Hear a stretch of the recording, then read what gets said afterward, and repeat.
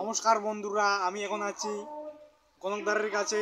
গণকদারের নাম আছে মধুসূদন চন্দ্র অধিকারী। চলুন যাই তার কাছে, সেখানে আমি গণনা করতে পারি। আচ্ছা মধুসূদন দা, আমার হাতটা দেখো তো। আমার হাতে আমার বিয়ে কবে হবে দেখো তো। বিয়ে কবে হবে আমার? 30-25 বছরের হবে। 30-25 বছরের মধ্যে হবে। 30-25 বয়সের মধ্যেই? হ্যাঁ। আচ্ছা, কয়টা বিয়ে হবে? একটা। বিবাহ রেখা দুইটা, একটু প্রবলেম হবে সংসারে। ক্যামেরাম্যান একটু হাতটা দেখাও তো আমার। এই যে হাতটা দেখাও। হ্যাঁ, এই যে হৃদয় রেখা। এটা হচ্ছে হৃদয় রেখা। হৃদয় রেখা। হ্যাঁ,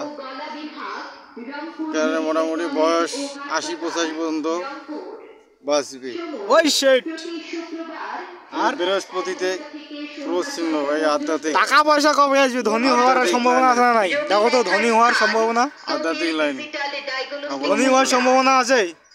এটা আছে মস্তিষ্ক রেখা। মস্তিষ্ক। এটা আছে জীবন রেখা। জীবন।